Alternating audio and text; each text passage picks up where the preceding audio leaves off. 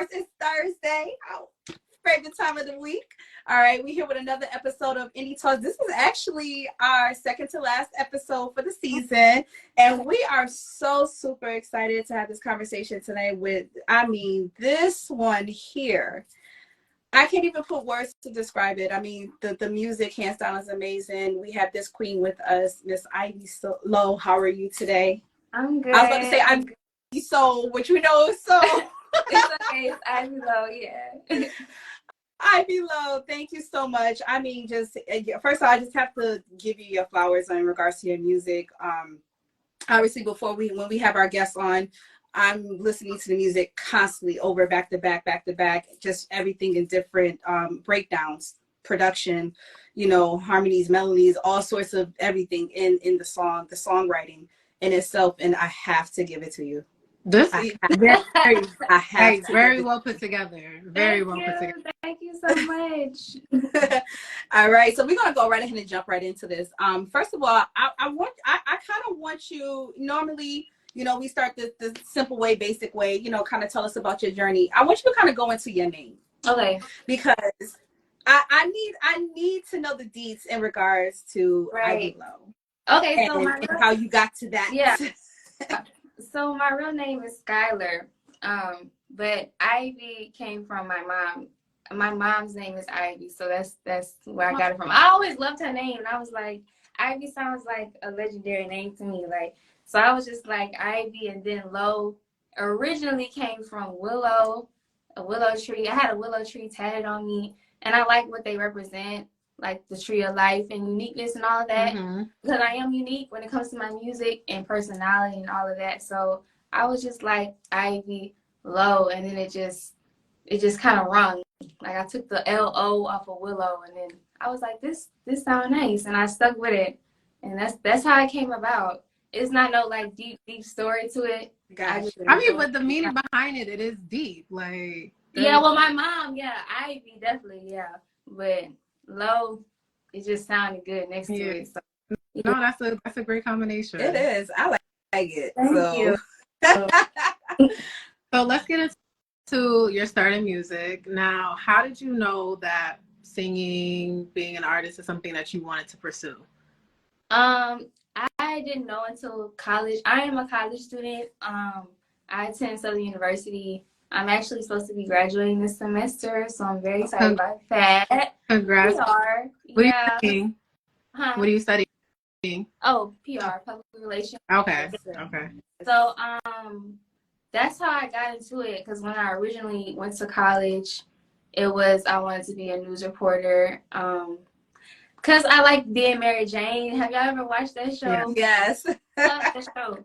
And I just was so inspired by her. So I went into college wanting to do that. But I was always a singer. I like to sing, but I never recorded my own music, wrote, I did that on a habitual basis. So whenever I took this elective class, I took it on a whim. It was just something I like to do because I like to sing. And it was a jazz band class they were offering. And one of my friends, he told me to join it, and I joined it. And we started singing. I was a vocalist behind a band, and we used to go around and perform different places and stuff like that. And that was where I met this other guy. He was a friend of mine, and he had connections to a studio in the local area of Baton Rouge. And I was like, yeah, I definitely want to go. But it wasn't like I really understood what was happening, it didn't click to me that I'm about to go be an artist. I'm about to make music. Until I got to the studio and fell in love with the studio, with the atmosphere, with being able to record. I didn't even know that I had the talent until I was put in that place, So I feel like it was a God thing for me to realize that I know how to sing, but not only sing, but know how to create as well. So that's how I got into it, and I just stuck with it. Yeah. Okay. Amazing. And obviously, being able to take that step initially to be able to get into music, talk about you developing your first debut, coming out as an artist, and what that process was like for you, and how did you kind of get over, you know, those fear moments, I guess those scary moments of stepping out? Mm-hmm. Okay, my first project, I released that back in 21. So I've been doing music for about 2 years. I'm 21 years old right now.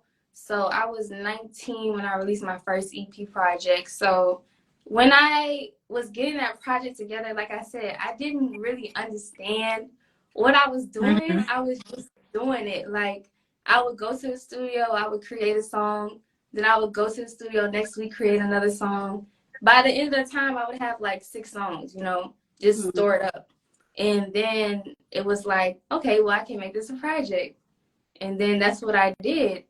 And that's how, it's not like I have like okay, I'm going to release this project and I'm going to do this, I'm going to do that. I was just going with the flow of everything, like the natural flow. So when I first released my first project, it was like, I'm just going to put it out there and see what happens. And that was a EP, my EP called A Love Ride, my first ever EP. So that's how it was. I don't think it was really fearful because I didn't really know what would come from it, you know? So it was just, I was like, just, whatever happened, happened. Yeah, that's kind of what I'm saying. That's how I was operating at first. I didn't know anything about music, you know, like I do now. So it wasn't fear, like it was more so optimism, you know. Okay. Yeah. How would you describe your journey now, like from the knowledge that you've learned within the last 2 years? That's the thing. Yeah. Okay. So now that I do have the knowledge, it kind of has hindered me a little bit. Really? Yeah, it has. I mean, because, you know, the entertainment industry, you learn more about it the more you get into it. You know, it has this dark side to it. Yeah. And that's what hindered me, was the fact that I knew I was entering a space where it could be like, I could be surrounded by that, you know? So I was hindered. I was discouraged at first because I didn't think, you know, where I'm from, I would be able to excel really, because I'm not from Atlanta or California. I'm from Louisiana, so it's like it's not really the state that you would go to for, let's say, entertainment, like real life entertainment, especially for R&B. So, you know, that was what was like eye-opening. And there's some people that come out of Louisiana. Yeah, definitely, like Lil Wayne, like Lucky Day, he's from Louisiana. Like, but you got New Orleans though. You gotta think. Yeah, so I'm from Monroe, so yeah, that's where I was. Okay, gotcha. Yeah, okay. so I had to kind of like just get adjusted to where I am located and get adjusted to, I don't know, just continuing on my own process, my own journey, my own lane, because I had people who would also tell me like, I need to do this differently, I need to do that differently in order to succeed. And I would just always feel like, but that's not true to me, you know? Yeah. I don't know. They would say like, what were the things that they were trying to suggest you should do differently? Okay, so I'll be honest, it was this one guy I met. Girl, basically telling me, he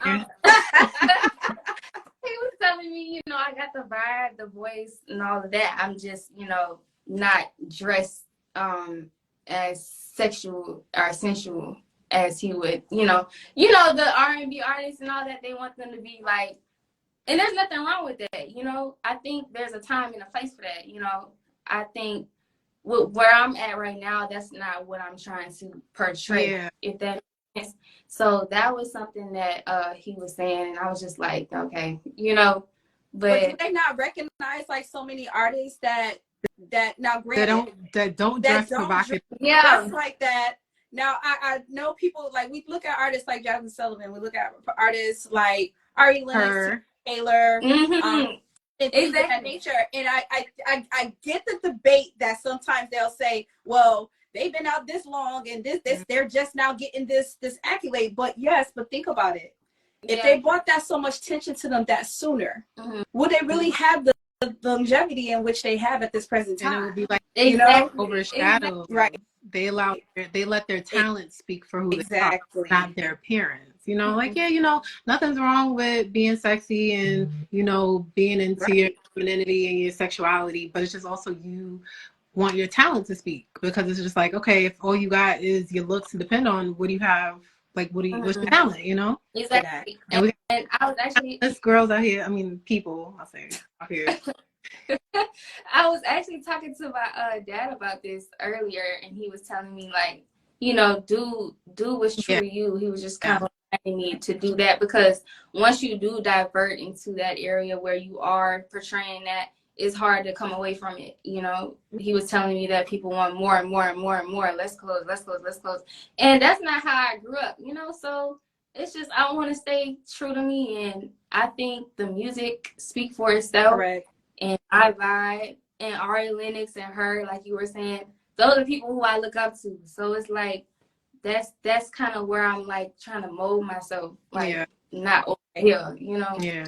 And it's perfect that, you know, you had those conversations, because you got to know your artistry. Now, obviously there's a big debate in the industry right now, because, like, for instance, City Girls, they're having a big thing, because it's just like, you know, JT goes into these interviews and say, hey, you know, I want to be, you know, different. I want to have motto. I want to be able to be a part of fashion and things of that nature.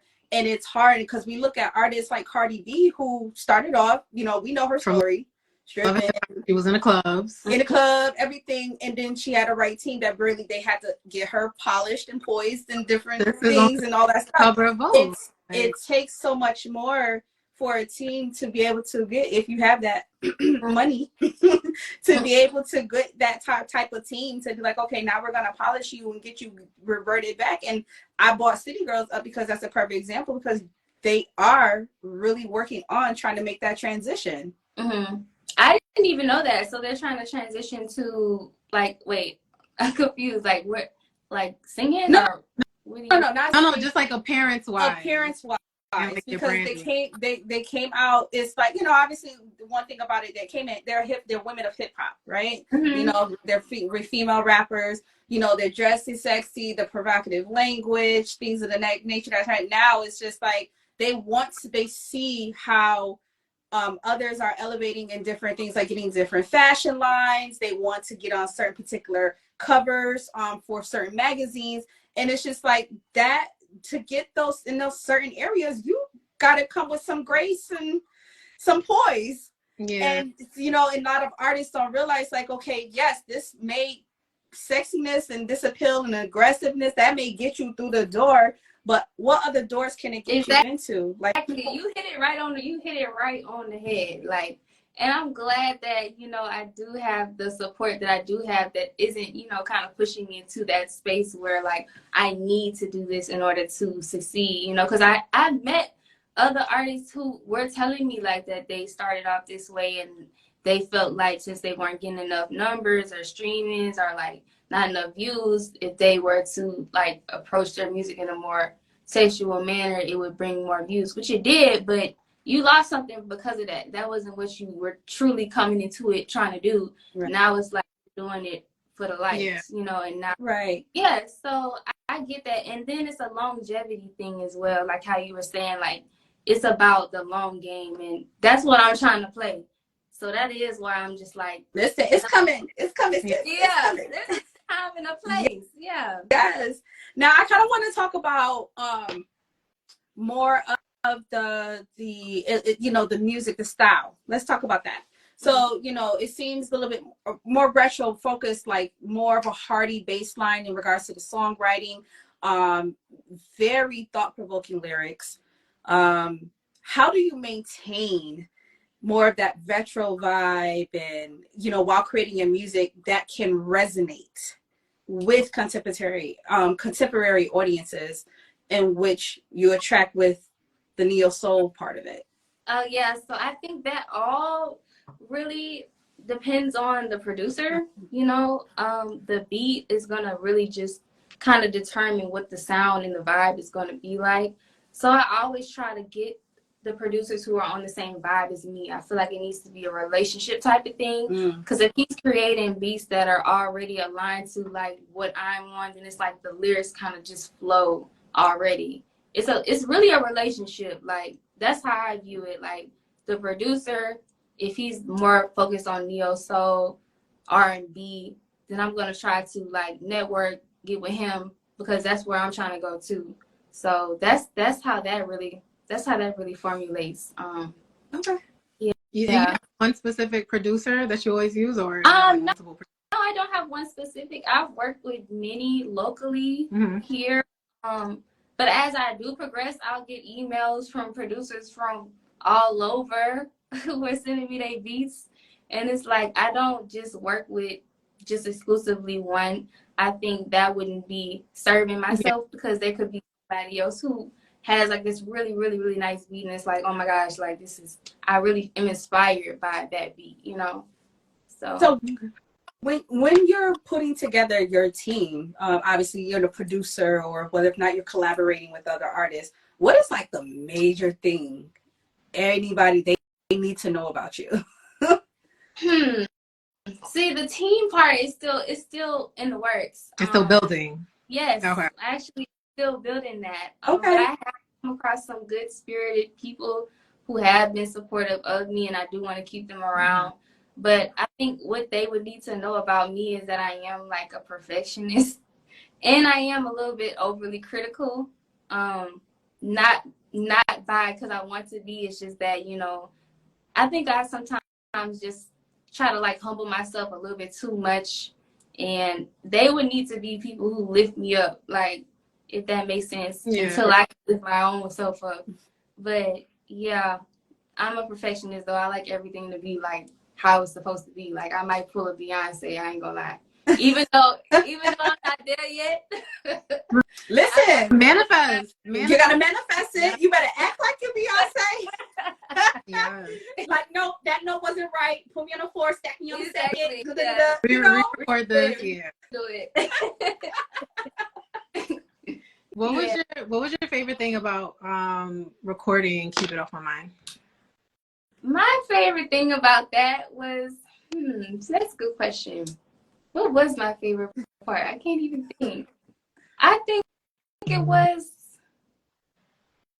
the fact that I knew I had the talent. Like, I was just, with my first EP and like the numbers that it was doing really well. And so whenever I was working on my second project, like, I have the talent. I'm very capable of doing this. Like, I just went into it with more energy, more enthusiasm, you know, just more of myself into it. And so that's why I think my favorite thing about it was the fact that my energy was right, my spirit was right, making this one. And that's why I feel like it's better than the last one. And then the growth as well, because I said I started at 19. Now I'm 21, so you can definitely hear the growth. If you were to listen to my first EP, A Love Ride, To Keep It Off My Mind, you can definitely hear like the harmonies. Like, that I've been working on that. Like, my favorite thing about it was the fact that I was able to grow into it, if that makes sense. Yeah. And my energy was right. Yeah. What was your favorite song? Who? What's your favorite song? Oh, my favorite song. Okay, I love Frank Ocean.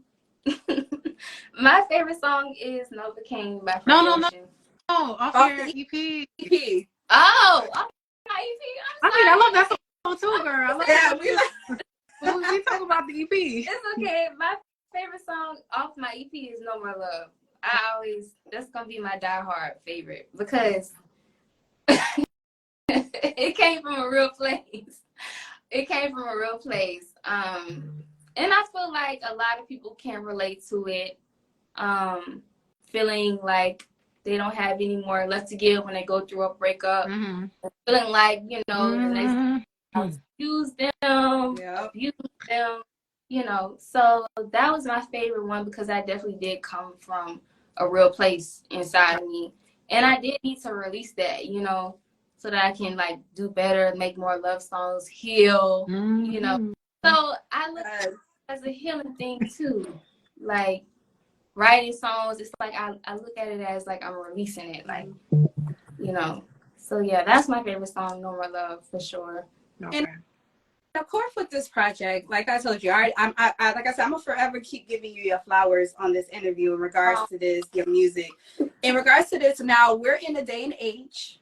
Obviously, a lot of DSPs, you know, streaming platform, a lot of short attention spans when it comes to audience members. Talk about you kind of really setting the sequence in regards to the storytelling, in regards to this EP, so that it can be able to capture listeners?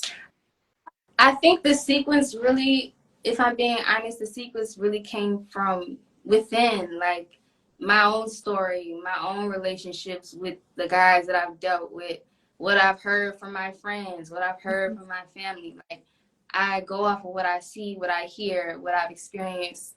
That's the sequence, you know. That's how I'm able to come up with the stories that I write. It can sometimes be personal to me, or it can sometimes be about somebody else, but I'm just in their point of view, you know? That's how I look at it, the sequence. Okay. Yeah. Now, who's Jonathan? That's what I'm saying. Okay. Who's Jonathan? That was the question. I don't know if you knew. Wait for that question. Who's Jonathan? I wanted to know. This song I was don't about. really know that. Yeah, you got to get the tea. See, oh my God. Okay. I do not know Jonathan. Okay. Okay. I I was like, never dated. oh, she's putting him. No, I would never do that. Okay. I would never do that. But I do not know a Jonathan. Like, we never dated, nothing like that. I just used the name Jonathan. Why? I don't know. Jonathan was just the first name that came to mind. But the inspiration was from Erykah Badu, because I love Erykah Badu. You know her song called Tyrone. Mm-hmm.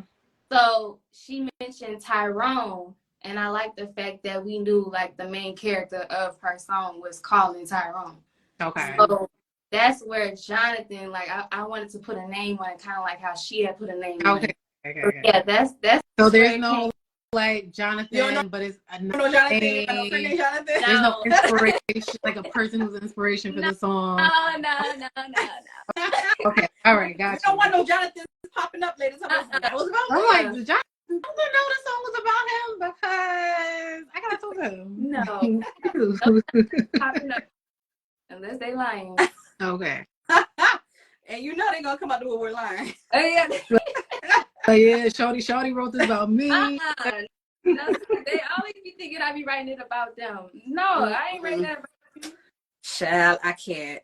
But first of all, thank you once again just for having this conversation with us. You know, I love it, one-to-one, just kind of letting it, you know, resonate and flow and giving us your gems and your thought process. I want to kind of get more into more of the performance space in regards, because I mean, from your visuals, everything, the treatments that you have for these, obviously, you know, of course, you being on stage. Describe your experience, you know, performing live, and you know, what are some of your memorable takeaways in regards to your performance? Okay, I think I'm a very split person when it comes to this, because I'm a quiet, you know, girl by nature. But when it comes down to, like, if I were to get in front of a stage or get in front of a lot of people, I know how to, like, perform, you know? I don't know if that makes sense, but it's like I'll be... No, it does. Like, shut it. Yeah, when it's time to go, it's like, it's time to go. Because I grew up, when I was in elementary and high school and junior high, I would always do talent shows, like, just do a talent show just because I wanted people to know I could sing. I would always just try to, like, do live performances, like in the clubs or, like, where else? Restaurants, you know, just to show people I could sing. So that's not to say that I don't get shy sometimes or fearful sometimes to be in front of a crowd. But I think the crowds that scare me the most are the ones that are smaller. Like, the big crowds, it's not as intimidating to me. I think it's just the small ones, like, and they're all up in my face, like they all did, like, like my every move. So that's the ones where I'll start, like, you know, okay, my nerves are bad. But the big crowds is just like, okay, it's time to go, like, it's a show. So yeah, that's how the live performances have been for me. But I've been doing more live performances lately. I don't know if you saw, but I did perform for the Southern University homecoming concert. Yes. Performers. So that was the biggest stage I ever hit, and I wasn't nervous. Like, that's good. It was shocking to me. Like, I'm not shaking right now.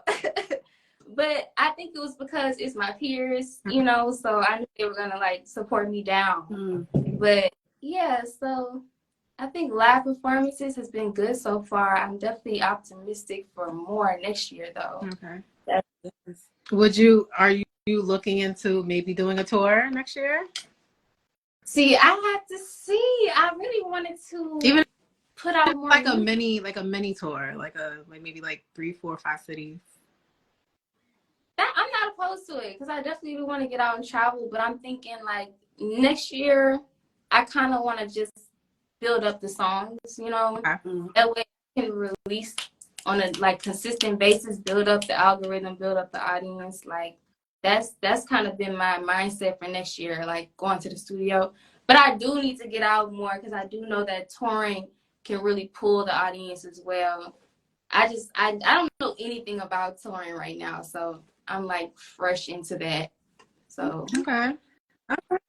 Now, if there's anything, I know you said that you're 21, Mhm. but if there's anything that you can say to yourself from when you first got started, the little bit more of the that inner you when you first got into this, was there anything you would say to yourself different, or would you move different?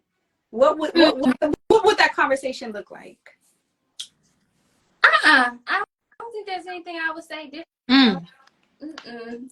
I don't think I would, because when I first started out, it wasn't like I said, I didn't know that I was gonna be an artist. I didn't know that this was something that I wanted to do. So whenever I went into an interview, I went into a show, it was just off of I like to do this. It was just a habit, yeah, a hobby. So I wouldn't want to change it because I was more in it for the moment, you know. So probably not. No. I like that. Yeah. In it for the moment. What are some things that you hope for your future and like for your legacy? I hope to build the audience, of course. I want to reach my audience. Like, I feel like they're out there in different spots because I have people who reach out to me in different spots, different states, different countries.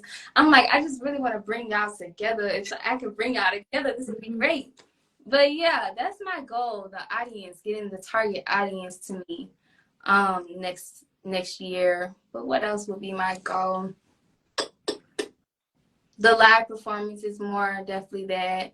Okay. And the team thing as well, because I know this is very hard. Like, doing it by yourself is hard. Yeah. I don't want to complain because it is a blessing, but you definitely need a team. Like, you need help. Yeah, nothing wrong with that. Yeah, so I do want to get that together too. That's a goal as well. Get my team.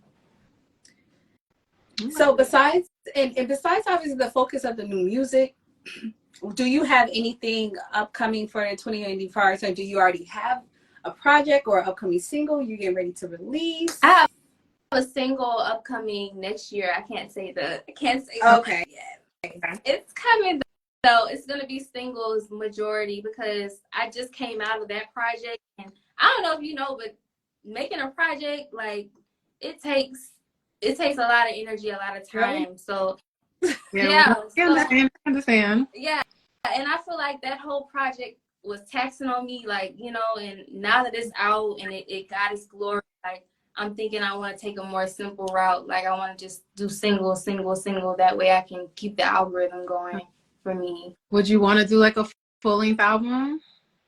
Of course. Actually, I cannot wait till that day. Okay. But it needs to be the right time, you know, because I think if I were to release like a 12-track album, like, that's like my breaking through. Like, you know, I feel like I want to wait for that though. Okay. All right. Listen, that's respectable because it's all in time. You know, we hear conversations like how Beyonce had in her documentary where, you know, people are not making albums. You know, people are just kind of shooting out tracks after tracks after tracks after tracks. But the fact that you want to be able to put, you know, so much thought, your heart, and your soul into the music and build it in time, correct? In time, not next week. In 2 weeks, you got another one out, and after that, you got another one coming. Yeah, like, child, we can't get this the rest of the day first. Hold on. That's what I'm saying. If you were to put your heart and your soul into a project, it's like you need time to like reset. Yeah, back in that mode. Right. Because right now, like after my Keep It Off My Mind release, like I can't even think about a project right now. Like I was that's gonna say, yeah, keep pushing this. yeah, Push this. yeah. It's so good. I mean, oh. Would you?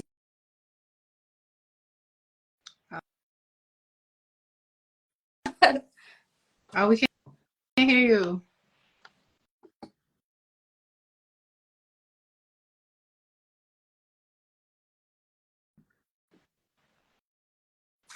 It's still not working. Can't hear you. No. No. Okay, now we Oh, can. now we can okay. hear you. Okay. Okay, because I'm like, I was getting a face. I was like, I know I put my phone on Do Not Disturb, but that's my fault. I'm sorry. But what I was saying was, this project is so good. I said, for me, you know, from my experience in music, I feel like this can get sync placement. This can get, you know, we can do so much with this project. Mm-hmm. And I think that, you know, just hearing you and the fact that you put so much into this, you can get so much out of this project. Yeah. Well, you know, the whole promoting thing, you know, it's yeah. I'm a college student, so it's like my time goes to school as well. So listen, completely understandable. Yeah, to work as well. So it's like I know it could be doing better than what it is, and it's doing great though. Like, you know, it's been getting a lot of streams. Sweetie, it's okay. Yeah. It's all in time because look at Lola Brooke. Lola Brooke talked about the song. What's the track she got that's blowing up that she had maybe 3 to 4 years ago? Yeah, yeah. You know, it's that's fine. You know, you obviously have your priorities of what's going on right now in life because you know life is life, and you know everything like that. But of course, you know your priority is gonna be you know your music and things of that nature. But it's okay because there's a lot of artists that talk about they had songs in music, EPs, everything for 5 years ago, 6 years ago, 10 years ago. And it sounded like it's brand new, like it's literally hot off the press yesterday. So you got this. Don't worry. You got it. Yeah, that's how I was looking at it too. Like maybe one day, like down the line, it'll end up blowing up like when I least expect it. So yeah, I think it will. Yeah, it will play the long game. It's gonna eventually come back around. So yeah, but you were mentioning like it should be getting more. It actually has on YouTube. My Girl You Used to Know music video is like at 42,000 views now, and that was with me releasing it a month ago. I didn't promote it all. I didn't have no blog. That's really good. Yeah, so it's like that's how I'm like, okay, YouTube, I gotta definitely do more music videos because people like to see the visuals. Yeah. And then if your music is good, I feel like YouTube is like a hot platform to be able to get more people to listen to it. So that's why I'm trying to stick to YouTube now. Yeah, YouTube, TikTok, you know, people love turning the sound into a trend. Yes. TikTok, I'm still trying to figure it out, but I'm gonna get it. Girl, me too. Yeah, right. I think we all trying to learn TikTok. 3 years later, I'm still trying. So first of all, and then lastly, the last question I want to ask, which is one of our favorite questions that we ask all of our artists and all of our guests, is you know obviously we know that this has been a short of a journey for you and going into a long journey. You know, for artists who are starting, for artists who may feel like they're stuck or, you know, they're trying to figure it out, you know, your story is compelling because you didn't eventually, you know, you wasn't walking into this in artistry at first. So what encouraging words can you have for other artists or those who may be considering or those who may be struggling at this present time? I have different advice every time. So I guess this time I'm gonna give a different piece. Since you did mention, like, I didn't go into it thinking that I would be an artist, my advice would be to operate in your passion. Like, if you're passionate about it, then it's like it naturally comes. The discipline naturally comes. The commitment naturally comes because it's something that you love to do.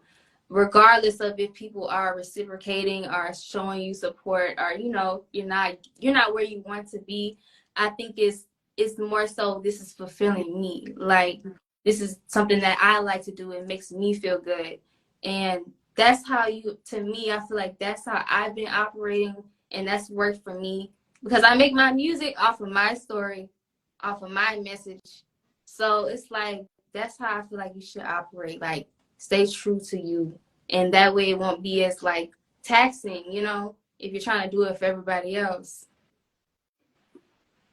Yeah. That's it. Right? That's it. That's literally it. Thank Yeah. y'all so much. No, I think thank you. Yes. it was really, really great. And shout out to Joey, who made the connection as well. And to your team. I believe he's a part of your team, if Yes. I'm not Shout mistaken. out to him. Thank you, Jay. As well, who made the connection. And definitely shout out to you, Ivy, because you, like I said, you have it. You know, I can definitely see this. This is just longevity of music that you have, this artistry that you have, this person that's look like they should be on stage, that belong on stage, and is very deserving of that. So I want to say, you know, Danielle, I want to send you blessings and in everything and what you're doing with this musical journey, and want to see you go further. Of course. You so much. That really means a lot to me. Thank you so much. So like I said, this project, it was amazing from like top to bottom. What was y'all favorite? I want to talk about it. Hold on. Okay, let me get my list. Week was definitely my favorite song. Which one? Oh, Week. Yeah, that's my girl right there. Week is my girl. That's my girl.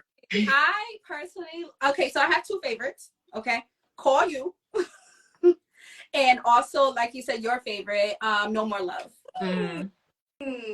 So wait, why did you choose Week? What was it? I don't know. It was just like when I was just listening to it, because like when I listen to songs, like obviously like the beat, but it's just like something about it, just like it like encapsulated me in, like, you know, I was just, I don't know. Yeah, I think that was a different like song for me. You know, I think it was more of a dreamy, cloudy like type of song. Yeah, yeah, I love. And it was just so beautiful. Like I said, yeah, it was no skips, but that particular song, that was just like my favorite song. And Call You, why did you like that one? So for me, I think about, you know, when I was dating like early college years, you know, when you have those moments when you just really want to pick up the phone, you know, kind of just thinking, you're reminiscing, and it's just like, oh, should I call? Should I, you know, like, about. It's like one of those big head texts, but should I not? I don't know. Oh, we've all been through that. Not so much again, though. I really, really loved it. No, thank you. I hope that interview again, like sometime down in the future, just kind of update y'all on my journey. Please. Of course, we're definitely gonna stay in touch. We're gonna make sure we follow every single thing that you do in regards to the music. You're one of our favorites, and we want to be able to see more from you. So yes, you definitely will. You definitely will. All right, guys. Once again, thank you so much, Ivy Love, for tuning in with us, guys. If you are not supporting, please make sure you hit the follow button. Please hit the like. Please make sure you go to the streaming platform, not just only stream it, but purchase it, okay? Because it takes so much to be an independent artist. And she's a college student that's about to graduate. That part. And public relations. Okay. Come on now. I am Ivy Low on all the platforms, and definitely subscribe to my YouTube channel. Definitely. Thank y'all again. Of course. Yeah. All right, Ivy, you have a good rest of the night. You too. Bye, y'all. Bye. See ya. This is all the time. Zoom. Yo, I love it. Yes, I'm so, like, I listened to that EP, like, I just could not stop listening, and just like I said, Week is my girl. That song got me in a chokehold. I was just like, ooh. Yeah. It was all good. Like you said, it was no skips. I definitely, you know, I love Call You, because it did take me back. Like, even though I'm happy, you know, I love my baby Jeremy. But it did get you exactly thinking about, you know, from where you started and where you at now. And it's just like, dog, I really was trying to have all these thoughts and call these people and talk to them like ghetto. It's very ghetto out here. So but yeah, that can resonate with a lot of people. It does. It took me back, and it was really good. And I think, you know, sometimes for, you know, those who are out and moved on and kind of, you block that and you grow from it, and it's just like, I ain't going back there. But it was just like, oh, child, it's deep. I remember the time. Anyway. But then, yeah, we have two more episodes left. No, it's one. No, two. No, next Thursday. Next Thursday, and then we got last week. Yep. You have Vina Love next week, and then we have Mila, I think it is, or Meek, something. Child, don't get me wrong. Okay. I don't know. Yes, and when we're done for the season, we're gonna take our holiday break, of course. But we still gonna have a lot of content to put up, because I've been working, guys, behind the scenes and really trying to got some additional interviews and everything. So we're gonna have some content so we can see some stuff, keep it going. All right. Yes, and definitely check out our latest episode of Let's Run That Back podcast. Yeah. On YouTube. Josh and Danielle, you guys did amazing. She was our guest. Yes, Tiana Heath, aka Miss T Talk, came through. We do appreciate her. I think she was on here earlier. And you guys had an amazing conversation. Oh my God, that was really, really good. So yes, I think the video, I think we had some trouble with the YouTube link.